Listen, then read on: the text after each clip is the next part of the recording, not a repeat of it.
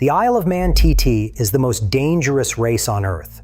Almost 38 miles of narrow public roads, stone walls, telephone poles, and old stone cottages, all of it sitting a few inches from the handlebars, while riders blur past at over 100 miles an hour. More than 260 people have been killed on that mountain course since the racing began. It does not forgive a single mistake, and it does not care who you are. In 1978, a 38-year-old man who had not raced a motorcycle in 11 years decided to go back to it. His name was Mike Hailwood, and once he had been the greatest motorcycle racer alive. 9 world championships, 76 Grand Prix wins, 12 victories at this exact race. The fans called him Mike the Bike because sitting on one just seemed to be the thing he was put on Earth to do. But all of that was a decade in the past. He had walked away from bikes to chase a career in Formula One cars, shattered his leg in a crash at the Nürburgring, and slowly faded out of the sport. By 1978, he was broke, bored, out of practice, and staring at 40.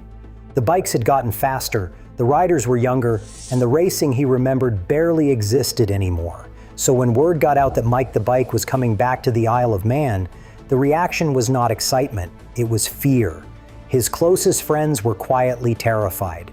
They did not believe he could win. They believed this proud, aging legend was about to either humiliate himself in front of the entire world or get himself killed on the deadliest circuit there is. He doubted it too. He was so unsure that he seriously thought about entering under a fake name, Edgar Jessup, so fewer people would be watching when it went wrong. Everyone said it was impossible. Everyone said he should stay retired and protect what was left of the legend. So grab a coffee, because what this man did over the next 2 weeks is one of the wildest things that has ever happened in sport.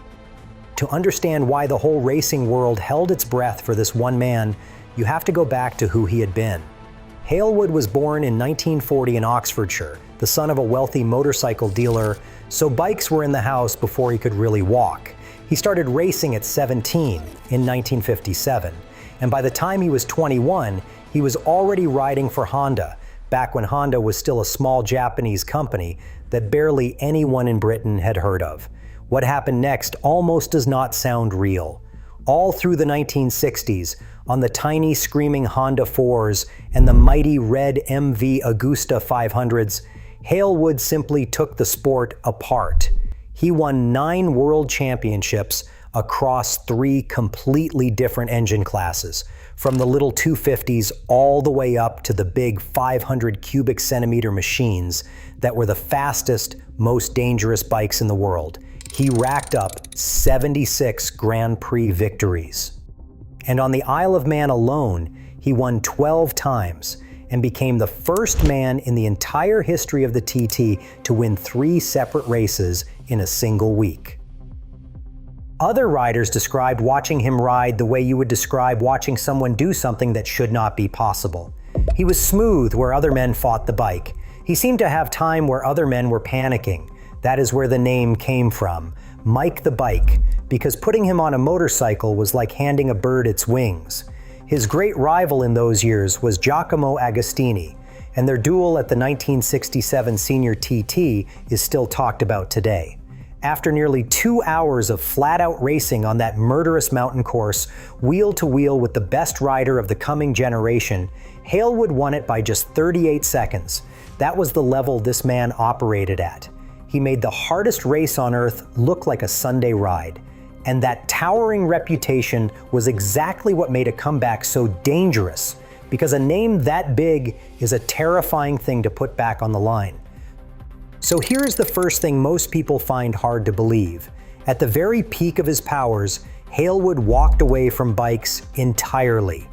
At the end of 1967, Honda pulled out of Grand Prix racing, and rather than drop down onto slower, lesser machinery, Mike decided he had already conquered 2 wheels. He wanted a new mountain to climb. He wanted Formula One. So all through the early 1970s, he chased a car racing career instead, driving in Formula One for teams like Surtees and McLaren, and racing sports cars at places like the 24 Hours of Le Mans. He entered 50 Grand Prix. He picked up a couple of podium finishes and even a fastest lap. but he never won a Formula One race. The thing that had come so effortlessly to him on a motorcycle simply refused to come on four wheels. Cars were a grind where bikes had been magic. So, not exactly the fairy tale second act he had imagined, and the car world was about to do something to him that the deadliest circuit on the planet never had. It was about to try to kill him. But before it did, it showed everyone exactly who he really was. On the second lap of the 1973 South African Grand Prix at the Kyalami circuit, two cars touched and crashed at speed. One of them, driven by Clay Regazzoni, was knocked unconscious and burst into flames with the driver still trapped inside the cockpit. Most people, understandably, would freeze or run the other way. Hailwood stopped his own car in the middle of a live Grand Prix, climbed out, and ran straight at the burning wreck. As he fought to pull the unconscious driver loose, his own fireproof suit caught fire. A track marshal had to hose him down to put the flames out. And then Mike went back into the fire a second time, and dragged Regazzoni clear of the car. For that, he was awarded the George Medal, one of the very highest awards for bravery that a British civilian can receive. I mean, think about that for a second. The man was so calm in front of a burning car that his own country pinned a medal on him for it. That was the kind of nerve he had, which somehow makes what happened to him next even harder to explain. In 1974, at the German Grand Prix on the fearsome old Nürburgring, Hailwood crashed hard and badly shattered his leg. That injury quietly ended his Formula One career for good. And just like that, one of the greatest racers of his generation was, more or less, finished. He drifted out of the spotlight.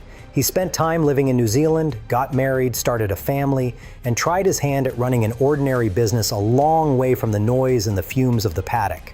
On paper, it was a good, quiet, comfortable life, the kind of life he had earned many times over.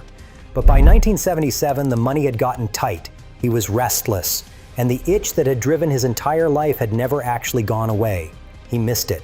He missed all of it, the speed, the risk, the noise, the feeling of a bike working underneath him. He just had no obvious way back in, and no real reason to believe the sport still had a place for a man pushing 40 with a rebuilt leg. Then he met exactly the right person at exactly the right moment. His name was Steve Wynn, and he ran a Manchester motorcycle dealership called Sports Motorcycles that campaigned Ducati race bikes on the side. The two men were introduced almost by accident, and it turned out they were each nursing a grudge. Wynn felt his little team had been cheated out of a Formula One TT title the year before. Hailwood, for his part, had gone to Honda hoping to be given a competitive ride for the 1978 season, and had been politely turned down. Two frustrated men, one conversation, and a handshake, and the wheels were suddenly turning. The plan that came out of that handshake was, frankly, almost mad. Wynn would take one of his Ducati 900 SS V-twins, a big, torquey, growling Italian machine, and prepare it, especially for Mike the Bike, to ride at the 1978 Isle of Man TT. This was a serious, fully funded entry with real money behind it, a genuine attempt to win the most feared race in the world on a bike he had never raced before at an age when almost every rider he had started with was long since retired. Wynn even had the gear shift converted to the left side to suit him, and tuned the V-twin engine to make around 88 horsepower, with a broad, forgiving spread of power that would work on the long mountain roads. The bug was back. But wanting to come back and actually surviving it are two very different things.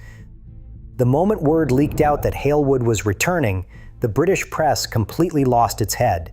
In the weeks leading up to the TT, more was written and printed about this one comeback than about every other rider in the entire field combined.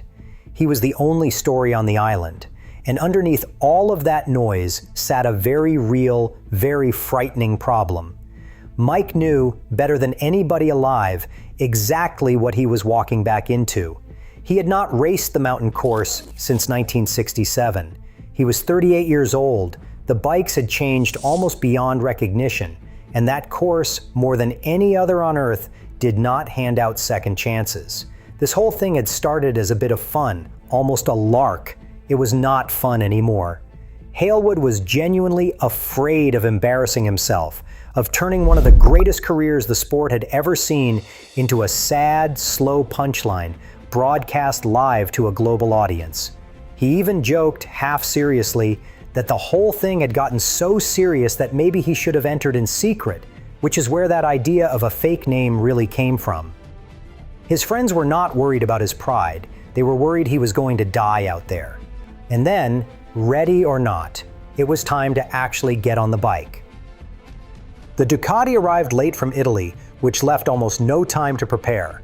Hailwood got only a small handful of shakedown laps at English circuits like Oulton Park and Donington Park before the bike was crated up and shipped across to the Isle of Man in May of 1978. That is next to nothing.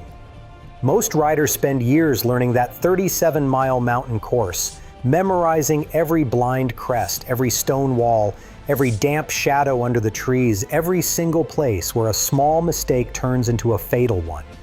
Mike was relearning all of it at racing speed, on an unfamiliar Italian machine, with the entire world leaning in to see whether the old man still had it, or whether the island was finally going to catch him. By the time practice week was over, honestly, nobody knew what was going to happen. The bookmakers did not fancy his chances, the newspapers had no idea what to expect, and the younger riders who had grown up idolizing him now had to line up against him with no clue what he still had. Mike was not sure himself. Then race day came. It was the 3rd of June, 1978, the Formula One TT. Now, the Isle of Man does not work like a normal race, where everyone lines up on a grid together. Here, the riders set off one at a time, at timed intervals, and each man races the clock alone around those 37 miles of closed public road. One of the men who set off up the road ahead of Hailwood was Phil Reed, himself a multiple world champion, mounted on a fast factory Honda, and firmly expected by most people to win the thing. So the picture was set, and it looked grim for the old man, the younger star on the quicker factory bike, out ahead on the road, and somewhere behind him, an aging legend on a big Italian V-twin that plenty of people quietly doubted would even survive the full race distance. The hedges, the walls, the pavements, and the grandstands were absolutely packed with people, and every single one of them was asking the same nervous question. Could Mike the bike really still do this, or were they all about to watch a hero break? What happened next is genuinely hard to believe, even now. Hailwood's very first flying lap on the Ducati was clocked at just under 110 miles an hour. That would have been a seriously quick lap for any of the young factory riders. And no, that is not a mistake. It really was the single fastest lap that Mike had ever ridden around the Isle of Man in his entire career at 38 years of age, after 11 years away from the sport. He had come back faster than he had ever been, and he was reeling right in. Lap by lap, sector by sector, the gap on the clock kept shrinking. On an island where race news travels around the course by the lap, from marshal post to marshal post, you could almost feel the excitement moving through the crowd ahead of him like a wave rolling in. Then the announcement came crackling over the public address system. Hailwood had not just caught the factory Honda on corrected time. Out on the road, in front of thousands of screaming fans, he had physically caught it and ridden straight past it. The crowds went absolutely wild. Grandstands full of people who had shown up expecting a sad, brave failure were suddenly on their feet watching something else entirely. The old man was winning. Then, on the 5th lap, the factory Honda up ahead simply gave up. Reed's engine broke, and he coasted quietly out of the race. Now there was nothing at all standing between Mike and the finish line except the course itself. And the course this one time decided to let him through. He came down off the mountain, through those final terrifying fast bends, and crossed the line on Glen Crutchery Road in Douglas to win the 1978 Formula One TT by almost 2 whole minutes. He had averaged around 108 miles an hour for the entire race, on narrow public roads hemmed in by stone walls and hedges. Grown men were crying along the hedges as he passed. Marshals, ordinary fans, hardened old racers who had genuinely seen everything the sport could throw at them, all of them openly weeping as he flashed by. And when Mike finally climbed off that bike in the winner's enclosure, he was crying too. The comeback that every single person had sworn was impossible had just happened, right there in front of all of them. And the truly wild part is that it did not go the way these stories usually go. Nobody had to write a kind ending for him. He wrote it himself at nearly 110 miles an hour. If a story like this is exactly why you are here, do me a favor and hit subscribe. I go hunting for the greatest motorcycle stories ever told, and I bring you a new one every single week. Now, there is a very good reason this was not just one lucky afternoon for a sentimental old champion, and it is the part that quietly turned a great result into a genuine legend. Because the easy way to wave a win like this away is to say, well, the old man simply knew that course better than anyone else alive, and course knowledge carried him home. So Hailwood went out, almost immediately, and made that excuse impossible to say out loud. Just 1 week after the TT, he turned up at the post-TT meeting at Mallory Park, a short, tight little circuit that has absolutely nothing in common with the long, flowing mountain roads of the Isle of Man. A completely different kind of track, demanding a completely different kind of riding, and this time he was up against Britain's very best short circuit specialists on their home ground. He beat them too. He simply blitzed them. And then, just in case anybody anywhere still had a lingering doubt, he came back to the Isle of Man the very next year in 1979, and he won the senior TT.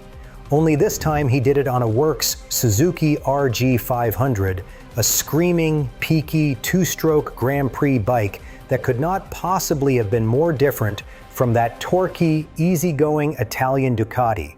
Winning the TT on one of those machines was already remarkable. Winning on two utterly different bikes back-to-back at his age put the whole thing completely beyond any argument. Now that 1979 return was not all glory, to be fair. When he tried to defend his Formula One crown on a brand new full works Ducati, the bike gave him nothing but trouble, and he could only wrestle it home in 5th place. But then he simply parked it, climbed onto the Suzuki, went out in the senior race, and won that instead. Even his so-called bad day that year would have been the crowning result of almost anyone else's entire career. And remember, he had done all of this as a privateer on Italian machinery up against fully funded factory teams from Honda, Kawasaki, and Suzuki. A tiny underdog outfit from Manchester had beaten the giants of Japan at their own game, and the entire motorcycling world absolutely loved them for it. And here is the detail that makes the whole thing even more absurd. After all the fear, after all the sleepless worry, after all the friends who had begged him not to go, Hailwood simply shrugged and described that 1978 race as the easiest TT he could remember. The hardest, most feared ride of his entire comeback, the one the whole world had been certain would break him, and the man called it easy. There was one more winner that fortnight, and it was not even a person. It was Ducati. The Italian company was on shaky financial ground at the time, struggling to sell motorcycles, and Hailwood's win landed on them like a bolt of free lightning. So Ducati did the obvious thing. They built a road bike to celebrate it, and they called it the Mike Hailwood replica. It arrived in 1979, styled after the very machine he had ridden to victory on the island, and riders simply could not get enough of it. What began as a small, commemorative run of a couple hundred bikes turned into thousands of them sold over the next several years, and it became one of the most loved Ducatis ever built. Ducati sold something like 7,000 of them in the end, and good examples are still treasured by riders and collectors to this day. That single comeback ride helped drag an entire struggling company back onto its feet. Even now, decades later, you can still find one rumbling down a country road somewhere, a rolling monument to 2 weeks in June of 1978. That win is often credited with genuinely saving the Isle of Man TT itself. It gave the struggling new Formula One class instant credibility, and it pulled the crowds, the money, and the sheer excitement back to an event that had been quietly fading. Mike the Bike had walked in as a long shot that his own friends had feared for, and he walked out having made the legend even bigger than it already was. And then, at 39 years old, having proven every last point there ever was to prove, he calmly hung up his helmet for the final time. It would be the perfect place to end the story, except the story was not over. Because after all of it, after the world titles and the burning car and the impossible comeback, Hailwood went and did the most ordinary thing imaginable. He settled down. He moved back to England and opened a motorcycle dealership in Birmingham with an old racing friend. He became a husband and a father who did the school run and worried about the same small, ordinary things the rest of us worry about. He even started giving talks on road safety, of all the things in the world for Mike the Bike to be lecturing people about. The man who had spent more than 20 years riding inches from stone walls at 150 miles per hour traded the mountain course for a quiet family life and a shop counter. And by every account, he was happy there. There is something almost hard to picture about that now. The fastest man of his entire generation, ringing up spark plugs and crash helmets from behind a shop counter, finally, genuinely at peace with an ordinary life. Now think about everything this one man had already survived. He had survived Grand Prix motorcycle racing in its single, most lethal era, back when riders were being killed almost routinely, season after season. He had survived Formula One. He had survived climbing into a burning car, on fire himself, twice. He had survived the deadliest racetrack on the entire planet, not once but across multiple visits, and had beaten it outright at an age when he had no business even being out there. After a life like that, the single safest place in the whole world for Mike the Bike should have been a quiet, ordinary road near his own home. It was not. On the 21st of March, 1981, Mike loaded his two young children into the family Rover, a completely ordinary road car, and drove out to pick up fish and chips near their home in the village of Tanworth-in-Arden in Warwickshire. Just a father and his two kids on a completely ordinary errand, on a completely ordinary evening. It was the kind of short trip he had almost certainly made 100 times before without a single second thought. On the way home, a lorry made an illegal turn straight across the road, cutting through the central barrier and directly into their path. There was simply nowhere for them to go. The car struck the lorry head-on. Mike's 9-year-old daughter, Michelle, was killed instantly in the crash. His young son, David, survived with only minor injuries. Mike himself was pulled from the wreck with severe injuries and rushed to hospital. And 2 days later, on the 23rd of March, 1981, he died. He was just 40 years old. The driver of the lorry, and not Hailwood, was later found to be at fault. When the news broke, the racing world went quiet. These were people who lived their whole lives accepting that any given weekend might genuinely be their last, and yet somehow they had all assumed that Mike, of all of them, was untouchable. He had come back from everything. He always walked away. And now suddenly he was gone, along with his little girl, on a Saturday evening over a bag of chips. Tributes poured in from every corner of the sport, from the very factories he had beaten to the young riders who had grown up worshiping him. And nobody could quite make the maths of it work. A man who had cheated the most dangerous race on earth a dozen times over, undone in a heartbeat on a quiet local road, by a mistake that was not even his own. He was laid to rest not far from the very home he had been driving back to that night. And this is the part that has stayed with people for more than 40 years now, the part that still refuses to sit right. The man who had beaten the deadliest racetrack on earth, who had run into fire and walked back out with a medal for it, who had spent his entire adult life just a few inches from death and always somehow walked away, was killed on a quiet local road, on a fish and chips run, by another driver's careless mistake. There is no neat lesson in that. There is no fairness in it. It is simply what happened. Everyone had been so terrified that the Isle of Man was going to take Mike the Bike. It never did. He beat it at 38, with the entire world telling him to his face that it was impossible. And that is the thing they never quite understood about him. They always thought the danger was the race. For Mike the Bike, the race was the one place he was completely, perfectly in control. It was everywhere else that turned out to be dangerous. What he left behind is that single impossible fortnight in June of 1978, when a broke, doubting, 38-year-old legend that the whole world had already written off climbed onto a bike that nobody trusted and rode it straight into history.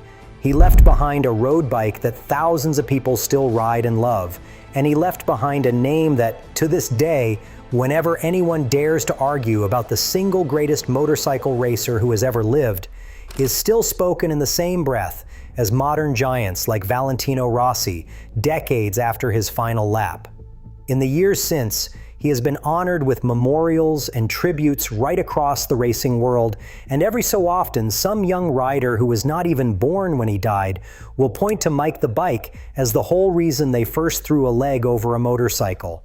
His talent still seems to tower over the entire sport, decades after the sound of his engine faded from that mountain, which is not bad at all for a man who spent his very last racing summer being told by absolutely everyone that he was already finished.